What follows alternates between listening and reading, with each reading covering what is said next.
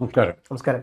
കേരളത്തിൽ കുറേ വർഷങ്ങളായി, അല്ലെ കുറേ ദശകങ്ങളായി തന്നെ പറയാം, സാമുദായികമായ സംഘർഷങ്ങൾ ഇല്ലാതായി കുറേശ്ശെ ഇല്ലാതായി കൊണ്ടുവരണം ചെയ്ത്. കാരണം സമുദായങ്ങളുടെ കെയർ ഓഫിൽ അല്ലെ മതങ്ങളുടെ കെയർ ഓഫിൽ നേതാവാകാനുള്ള ആൾക്കാർ, അല്ലാതെ താല്പര്യമില്ലായ്മ കോൺഗ്രസിൻ്റെയും ഇടതുപക്ഷത്തിൻ്റെയും പല നേതാക്കൾക്കും ഉണ്ടായിരുന്നു.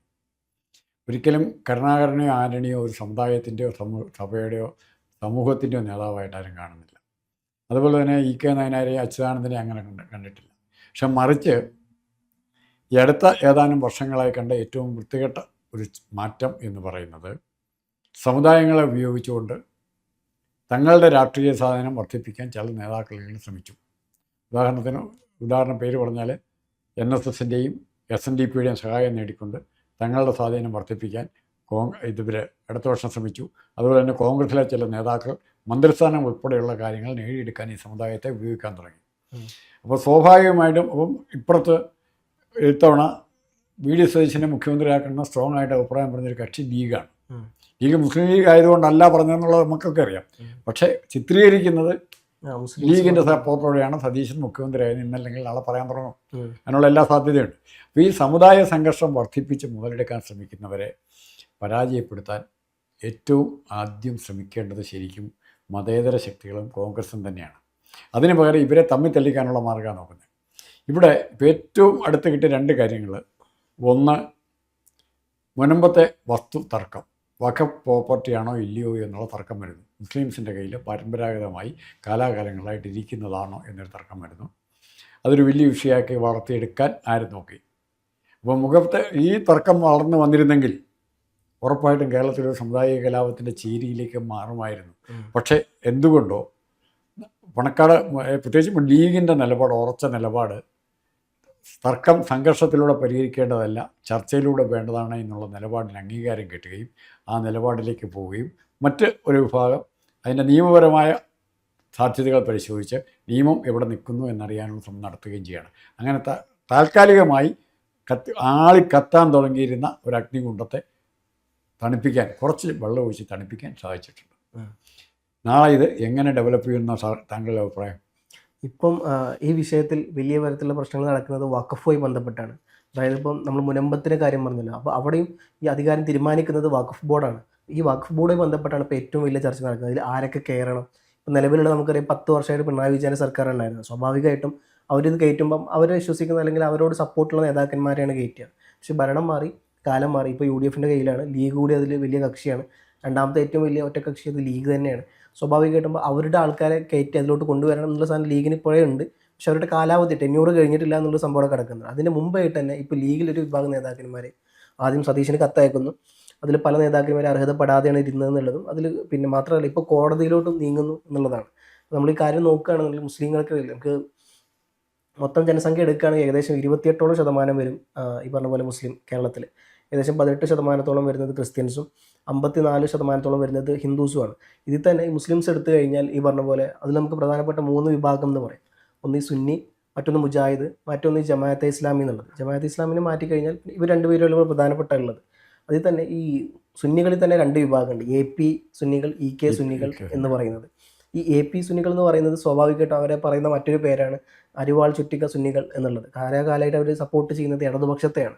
പിന്നെ ഒന്ന് EK സുന്നികൾ, ഇവരെ പറയുന്നത് മൂരി സുന്നികൾ എന്നും ഇവരെ വിശേഷിപ്പിക്കാറുണ്ട്. കാരണം ലീഗിനെ സംബന്ധിച്ച് ലീഗിൻ്റെ ഏറ്റവും വലിയ കോട്ട അല്ലെങ്കിൽ ലീഗിനെ സപ്പോർട്ട് ചെയ്യുന്നത് EK വിഭാഗമാണ്. ഇങ്ങനെ രണ്ടായിട്ടാണ്. പിന്നെ മുജാഹിദ് വിഭാഗം കാലാകാലമായിട്ട് ലീഗിനെ സപ്പോർട്ട് ചെയ്യുന്നതാണ്. ലീഗിനുള്ളിൽ തന്നെ 2 കക്ഷികളുണ്ട്, സുന്നി അതുപോലെ മുജാഹിദ്. EK വാസ് മുജാഹിദ് എന്നുള്ള സപ്പോർട്ട്. ഇപ്പോൾ ഈ കുഞ്ഞാലിക്കുട്ടി എടുക്കുകയാണെങ്കിൽ സുന്നി EK വിഭാഗത്തിൽപ്പെട്ടതാണ്. KM ഷാജി എടുക്കുകയാണെങ്കിൽ പിന്നെ ഈ പറഞ്ഞ പോലെ മുജാഹിദ് വിഭാഗത്തിൽപ്പെട്ടാണ്. ബഷീർ, ഇവരൊക്കെ CH മുഹമ്മദ് കോയ, ഇവരൊക്കെ മുജാഹിദ് വിഭാഗത്തിൽ സപ്പോർട്ടുള്ളവരാണ്. ഇതിൽ തന്നെ വലിയ പ്രശ്നം നടക്കുന്നത് ഇപ്പോൾ ഈ ലീഗിൽ തന്നെ ഒരു വിഭാഗം ആൾക്കാർ പറയുന്നത് ഉമർ ഫൈസി മുക്കം, ഈ നമ്മൾ നേരത്തെ EK എന്ന് പറഞ്ഞല്ലോ, ഈ ഉമർ ഫൈസി മുക്കം EK വിഭാഗത്തിൻ്റെ ആളാണ്. അതായത് EK വിഭാഗം പൊതുവെ സപ്പോർട്ട് ചെയ്യുന്നത് ലീഗിനെയാണ്, പക്ഷേ ഇദ്ദേഹം ഉമർ ഫൈസി മുക്കം സപ്പോർട്ട് ചെയ്യുന്നത് LDFനെയാണ്. അപ്പം ഇത്തരത്തിൽ വലിയ പ്രശ്നം അന്ന് സമസ്തനുള്ളിൽ തന്നെ നടക്കുന്നുണ്ട്, EK വിഭാഗത്തിനുള്ളിൽ തന്നെ നടക്കുന്നുണ്ട്.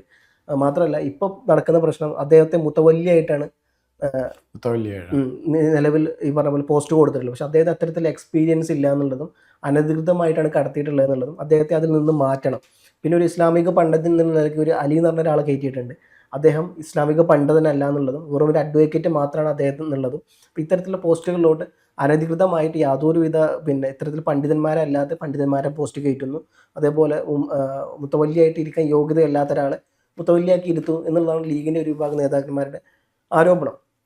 അപ്പോൾ അതുമായി ബന്ധപ്പെട്ടാണ് ഇവരിപ്പോൾ ഒരു നേരിട്ട് കോടതിയിലോട്ട് പോകുന്നത്, ഇവരെ മാറ്റണം എന്നുള്ള സാധനം പറയുന്നത്. അപ്പം ഈ വിഷയത്തിൽ എന്ത് നിലപാടെടുക്കുന്ന അറിയില്ല. ഇതിലിപ്പോൾ പ്രധാനപ്പെട്ട വിഷയം കിടക്കുന്നത് ഈ പറഞ്ഞ പോലെ ലീഗ് ഒരു ഭാഗത്ത്, മറുവശത്ത് APEK, അതായത് സുന്നികൾക്കിടയിലുള്ള ഒരു കോൺഫ്ലിക്റ്റ് നടക്കുന്നുണ്ട്.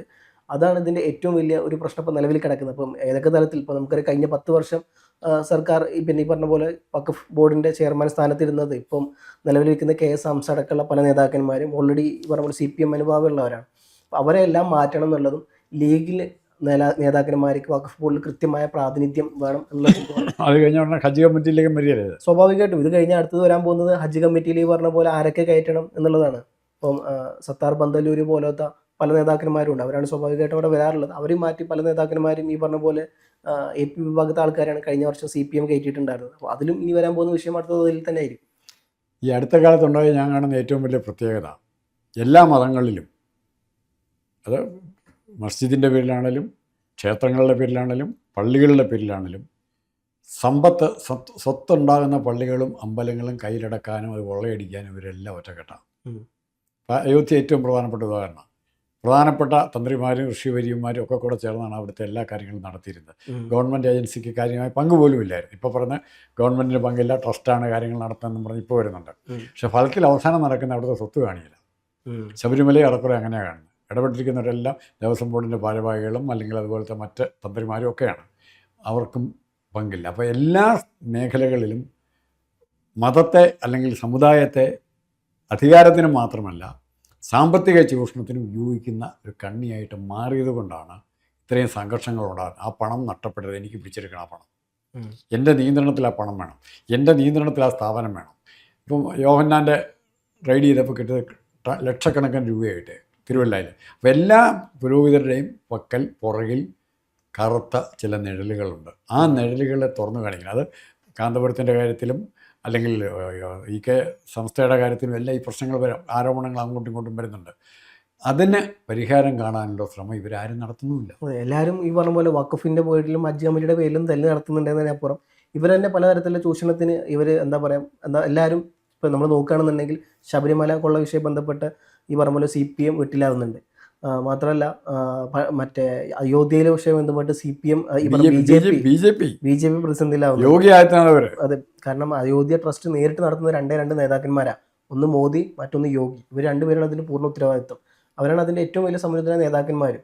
അവർ ഭരിക്കുമ്പോൾ, അവർ സംസ്ഥാനം ഭരിക്കുമ്പോൾ, അവർ കേന്ദ്രം ഭരിക്കുമ്പോൾ ഈ പ്രശ്നമൊക്കെ നടക്കുന്നത് സ്വാഭാവികമായിട്ട് അവർക്കെതിരെ സാധനം തിരിയും. ഇവിടെ ഇങ്ങോട്ട് വരുമ്പം ഈ പറഞ്ഞ പോലെ മുജാഹിദ് വിഭാഗം ഇപ്പം സാറ് കേട്ടിട്ടുണ്ടാവും കോശങ്ങൾ വിൽക്കുന്നില്ല. ഇപ്പം ഈ AP വിഭാഗം തിരുകോശം കാശ്മീരിലുള്ള പള്ളിയിലുള്ള അല്ല, കാശ്മീരിലും ഇവിടെ കേരളത്തിലും ഉണ്ട്. ഉണ്ടോ?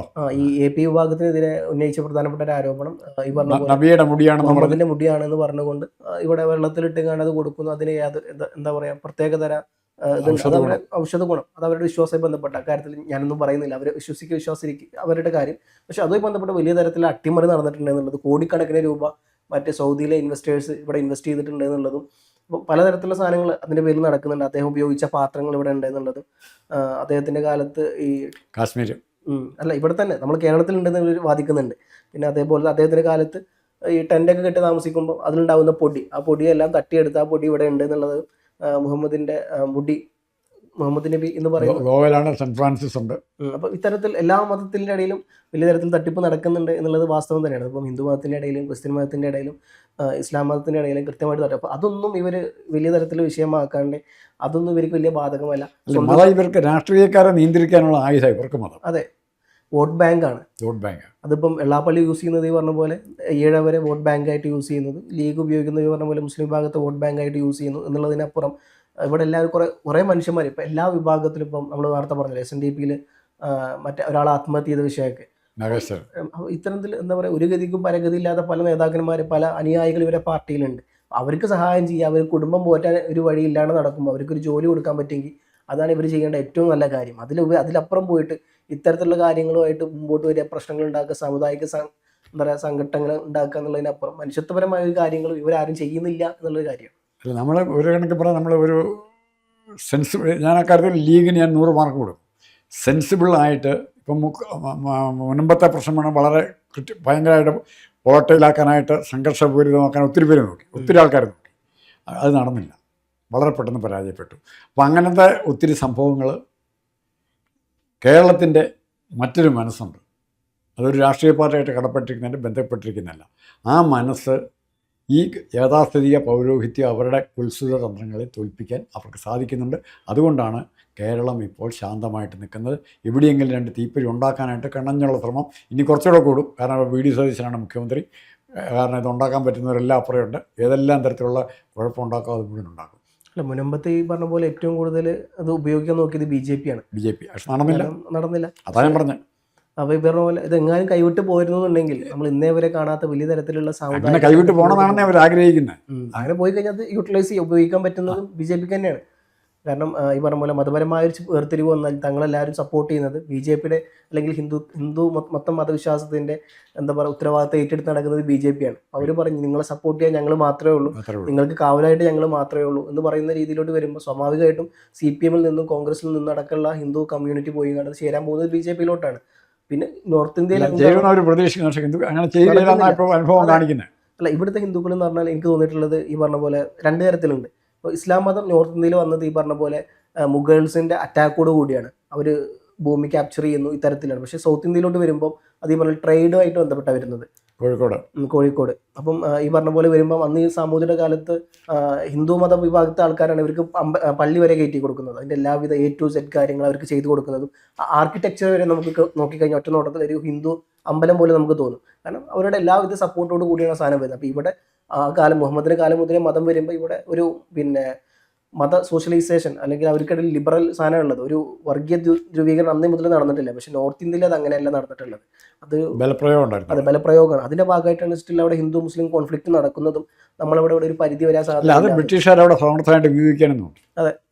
അവർ ഉപയോഗിക്കാൻ നോക്കി. അത് പിൻകാലത്ത് BJPയും അസനെ കൃത്യമായിട്ട് യൂട്ടിലൈസ് ചെയ്തു എന്നുള്ളതാണ്. ഒന്നും അങ്ങനെ കാര്യം. ഇപ്പം ഏത് മതം എടുത്തു കഴിഞ്ഞാലും അത് കൃത്യമായിട്ട് ആദ്യം വരുന്നത് കേരളത്തിലോട്ടായിരിക്കും. അപ്പം ആദ്യമായിട്ട് ഇസ്ലാം മതം ഇന്ത്യയിലോട്ട് വരുന്നത് കേരളത്തിലോട്ടാണ്. ആദ്യമായിട്ട് ക്രിസ്തു മതം വരുന്നത് കേരളത്തിലോട്ടാണ്. ജൂതമതം വരുന്നത് കേരളത്തിലോട്ടാണ്. അപ്പം ഈ പറഞ്ഞ പോലെ മതങ്ങളുടെ ഒരു ഹബ്ബായിട്ട് പോലും കൃത്യമായിട്ട് അവിടെ സോഷ്യൽ ഇക്വലൈസേഷൻ കീപ്പ് ചെയ്യാൻ കേരളത്തിൽ പറ്റുന്നുണ്ട് എന്നുള്ളത് വലിയ തരത്തിലുള്ള കാര്യം തന്നെയാണ്. എന്നാൽ അവർ രാഷ്ട്രീയ പാർട്ടികളുടെ സഹായത്തോടെയല്ല, കേരളത്തിൻ്റെ മനസ്സിൻ്റെ പ്രത്യേകത. അത് കേരളത്തിലെ ജനങ്ങളുടെ ഒരു മനസ്സിൻ്റെ ചേരമാൻ പെരുമാൾ മാറിയപ്പോഴാണ് ലക്ഷദ്വീപിലുള്ള മുഴുവൻ ആൾക്കാരും മുസ്ലിമായത്. രാജാവ് തന്നെ മൊത്തം മാറുകയാണ് ലക്ഷദ്വീപിൽ. അപ്പം അങ്ങനത്തെ മാറ്റങ്ങൾ, ഒത്തിരി സാമൂഹികമായ മാറ്റങ്ങളുണ്ടാകും. അതിൻ്റെ പേരിൽ അങ്ങോട്ടും ഇങ്ങോട്ടും വാശിയോ മത്സരമോ ഇവിടെ ഉണ്ടായിട്ടില്ല. പക്ഷേ ഇപ്പോൾ അങ്ങനത്തെ വാശിയും മത്സരം ഉണ്ടാക്കാനായിട്ടാണ് നോക്കുന്നത്. അതേ ഉള്ള പ്രശ്നം. അതിൽ മറ്റു പാർട്ടികൾ ഈ പറഞ്ഞ പോലെ ചാടി കൊടുക്കുന്നു എന്നുള്ള കാര്യമാണ്. BJP ഒരു സാധനം ഇട്ട് കൊടുക്കുന്നു, അതിൽ പോയിട്ട് ഇവർ ചാടി കൊടുക്കുന്നു എന്നുള്ളതാണ്.